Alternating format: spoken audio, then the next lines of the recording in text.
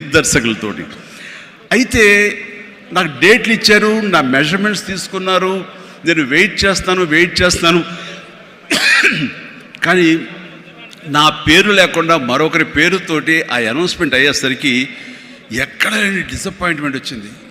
ఏంటిది అని ఆ రోజు నా ప్రొడ్యూసర్ని పిలిచి, ఇదేంటంటే షెడ్యూల్ స్టార్ట్ అయిపోతుందంట, నాకు డేట్లు చెప్పారు, నేను ఆ డేట్లు ఎవరికి ఇవ్వకుండా నేను ఇక్కడ దాచిపెట్టాను, నేను ఎదురు చూస్తున్నాను అంటే, సారీ చిరంజీవి గారు, ఎలా చెప్పాలో తెలియక మేము టైం తీసుకున్నాము, ఎందుకంటే పోయిన సినిమా మీది ఫ్లాప్ అయింది కదా కాంబినేషన్లో, అందుకని దానికి గ్లామర్ ఉండదని మీరు వద్దనుకున్నావు అని. ఆ విషయం చెప్పచ్చు కదండి అని అంటే, ఆ టైంలో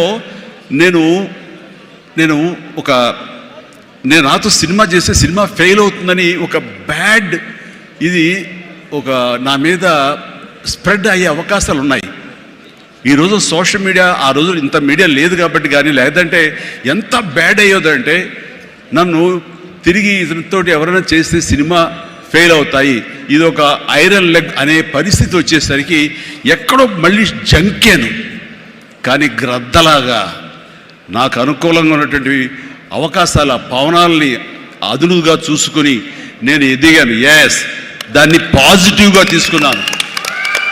ఎవరైతే వద్దులే ఈ సినిమా చిరంజీవి వద్దులే అని నన్ను పక్కన పెట్టి అనుకున్నారో, అలాంటి వ్యక్తితోటే నేను రామారావు గారి కంటే ఎక్కువ సినిమాలు ఆయన నాతో చేసేలాగా చేసుకున్నాను. అత్యధిక సినిమాలు రామారావు గారు చేస్తే ఆ మహానుభావుడు, ఆ దర్శకుడి దగ్గర, అదే దర్శకులు వారు నన్ను భుజం పట్టి నన్ను పైకి తీసుకుని ఆయన కంటే 4 సినిమాలు ఎక్కువే చేశారు నాతోటి. అది పరిస్థితుల్ని మనకు అనుకూలంగా మలుచుకోవటం, మార్చుకోవటం, తద్వారా మనం ఇంకొంచెం పైకి వెళ్ళటం అనేది. ఆ రోజులో డిసప్పాయింట్ అయిపోయి నీ కసి లేకుండా, లేదా ఆ కసిని నెగిటివిటీ పెట్టి మార్చుకుంటే కనుక అది నిన్ను తినేస్తుంది. నువ్వు ఇలాగే ఉండిపోతావు, అలాగే దిగజారిపోతావు, అలాగే కనుమరుగైపోతావు. అలా కాదు, మనం ఎదురు తిరగాలి, పరిస్థితులు మనం అనుకూలంగా మార్చుకోవాలి. అందునే గ్రద్ద ఫిలాసఫీ నాకు ఫిలాసఫీ. అండ్ ఎదిగాను, పైకి వెళ్తూ వచ్చాను. ఆయన దగ్గరే నా రికార్డులు ఉన్నాయి. అది నా ఫస్ట్ సినిమా ₹1 కోటి చూసిన సినిమా అదే. నా రెమ్యునరేషన్ కాదు సుమా, సినిమా బడ్జెట్ 75 లక్షలు వస్తే కనుక బ్రహ్మాండ బడ్జెట్, ఎంత రెవెన్యూ అనుకునేవాళ్ళు. ఫస్ట్ ₹1 కోటి. నా తోటి హీరోలు కూడా ₹1 కోటి తెలుగు సినిమా అనే లెవెల్కి వెళ్ళింది. అక్కడి నుంచి కోటి అనేది మామూలు అయిపోయింది. ఒక్కొక్క ఏరియాలోనే ₹1 కోటి, ఆ తర్వాత నా రెమ్యూనరేషన్ ₹1 కోటి పైబడి అలా అంచెంచుగా ఎదుగుతూ వచ్చారు.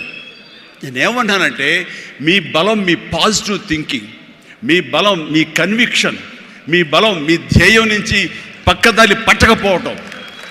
మీరు ఎవరైనా సరే మీ ఎయిమ్ ఏంటి అనే దాన్ని మీరు ఫిక్స్ చేసుకోండి. ఆ ఎయిమ్ని వెళ్ళటం కోసంగా దారులు వెతుక్కోండి. అవకాశాలు ఇలాగ అబండెంట్గా ఉంటాయి.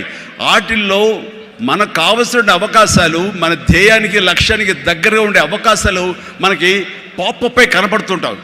ఆ పాపపై కనపడే దాన్ని మనం గుర్తించగలగాలి, వాటిని ఎంబ్రేస్ చేసుకోగలగాలి, వాటిని మనకు అనుకూలంగా మనం మలుచుకోగలగాలి, అవి మనం బలంగా చేసుకోగలగాలి, వెళ్ళాలి. ఇనీషియల్గా వెళ్ళినప్పుడు డబ్బే సంపాదించుకోండి. డబ్బే కాదు ప్రధానం, నిలదొక్కుకోవడం ప్రధానం. మన ఎయిమ్ వైపు మనం వెళ్ళటం అన్నది అది ప్రధానం. వెళ్ళిన తర్వాత డబ్బు ఆటోమేటిక్గా వస్తుంది. అనుకున్నావా ఇంత వస్తుందని, ఆ తర్వాత డబ్బునే పెంచుతుంది. సో నేను అలాగే వెళ్తూ వచ్చాను. నిలదొక్కుకోవాలి, ఇక్కడ నెంబర్ 1 అనిపించుకోవాలి, నా స్థానం సుస్థిరం. ఇది లేకపోతే నేను బయట నయా పైసాకి పని చేయను. ప్రైమ్ టైం నా లైఫ్లో అయిపోయింది కాబట్టి ఇక్కడ ఏమైనా సరే అని ఆ రకంగా వెళ్ళాడు. ఎక్కడ ఈగోకు వెళ్ళకుండా, ఎక్కడ హర్ట్ అవ్వకుండా, వాళ్ళు నన్ను సినిమాలను తీసేసరే, నన్ను కాదన్నారు అనే కోపం కంటే కూడాను వాళ్ళని ప్రసన్నం చేసుకోవాలి. వాళ్ళు మళ్ళీ అతన్ని మనం బాధ పెట్టుంటామేమో కదా అని వాళ్ళ మనసుల్లో వాళ్ళు వాళ్ళు గిల్ట్ ఫీల్ అయ్యేలాగా చేసి, నెక్స్ట్ ఏమైనా సినిమా చేయాలయా అని అనిపించేలాగా నా బిహేవియర్ ఉండేది. ఆ బిహేవియర్ తోటి వాళ్ళ ఆఫీస్కి వెళ్ళి కూర్చునేవాడిని. అంటే అక్కడ నాకు ఒక పౌరుషం లేదని కాదు, పరిస్థితి నాకు అనుకూలంగా మలుచుకోవడంలో నేను అది ఆ రకంగా కొంచెం తగ్గి వెళ్తాను. నేను తగ్గడం మూలంగా ఆ తర్వాత వచ్చే కరెంటు వేవ్స్ దాని మీద ఎక్కితే అదే తీసుకెళ్తాను పైకి. అది నమ్మిన వాడిని నేను. అలాగా అలాంటి దర్శకులతోటి ఆ దర్శకులతోటి నేను హైయెస్ట్ సినిమాలు చేశాను అన్నది ఈ రోజున వాస్తవం. అలాగే ఇక్కడ సినిమా ఇండస్ట్రీలో నీ టాలెంట్ అనేది ఇనిషియల్ స్టేజ్లో secondary. How you behave, how you cooperate with the producers, so all the time how you look in to their benefit, వాళ్ళ బాగులు ఎలా చూసుకుంటావు, వాళ్ళకి లాభం రావాలి ఎలా చూసుకుంటావు అనే దాని మీద దృష్టి పెడితే అది నిన్ను మరింత దగ్గర చేర్చుకుంటుంది. రామారావు గారి ఎగ్జిట్ తర్వాత, ఆయన పాలిటిక్స్కి వెళ్ళిన తరువాత ఒక గ్యాప్ లోపల ఉన్నారు మహానటులు ఎంతోమంది ఉన్నారు. శోభన్ బాబు గారు, కృష్ణరాజు గారు, కృష్ణ గారు, నాగేశ్వర గారు అందరూ ఉన్నారు. ఆ టైంలో ఒక కొత్త వాటికి ఛాన్స్ రావడం అనేది ఎంత కష్టం అనేది నేను ప్రత్యేకించి చెప్పక్కల. ఈ రోజుల్లో మాత్రం కానే కాదు. ఆ రోజుల్లో ఏంటి అంటే నా టాలెంట్ ఉంది కదా ఎస్ అని అనుకుంటే కుదరదు బాబు. నీ బిహేవియర్ కూడా దానికి అడిషనల్గా యాడ్ అవ్వాలి. మనం కొంచెం ఏంటంట అని ఇలా అన్నామనుకోండి, అబ్బో వీడితో ఎక్కడ పడుతున్నా బాబు, వద్దురే బాబు ఆల్టర్నేటివ్ చూడండిరా అనేలాగా వాళ్ళ మైండ్ సెట్ ఉంటుంది. మనలాంటి నటులు ఎంతోమంది ఉంటారు. బట్ వాళ్ళలో మనం బెస్ట్ ఆప్షన్ అంటే అపార్ట్ ఫ్రమ్ అవర్ హిస్టానిక్ టాలెంట్స్, మనకున్న నైపుణ్యం కంటే కూడా మన వ్యక్తిత్వం కూడా అక్కడ చాలా చాలా ప్రధానమైన పాత్ర వహిస్తుంది. అలాంటి వ్యక్తిత్వాన్ని నమ్ముకుని వాళ్ళ ఆఫీసులకు వెళ్ళి కూర్చుని వాళ్ళతో సత్సంబంధాలు ఏర్పరచుకుని మీలో ఒకడిని అంటూ వాళ్ళకి ఆ నమ్మకం కలిగించి పెట్టి అలా ముందుకు వెళ్తుండేవాడిని. ఎలాగ ఎవాల్వ్ అయ్యాను అంటే నన్ను ఇండస్ట్రీ నాకు చేయూతనిచ్చి ఇండస్ట్రీ నన్ను పైకి ఎదిగేలా చేసింది అనే దానికంటే నన్ను ప్రేక్షకులు ఫస్ట్ వాళ్ళను గుర్తించారు.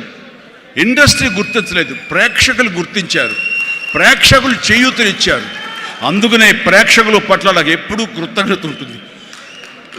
ఇది మీకు అర్థమయ్యేలాగా తేర్తలంగా చెప్పాలి అంటే రామారావు గారు ఎగ్జిట్ తర్వాత ఎవరు అంటలో ఇద్దరు ముగ్గురం పోటాపోటీగా నిలబడి ఉన్నప్పుడు లక్ష్మీ ఫిలిం డిస్ట్రిబ్యూటర్స్ అని విజయవాడలో ఉండేవాళ్ళు.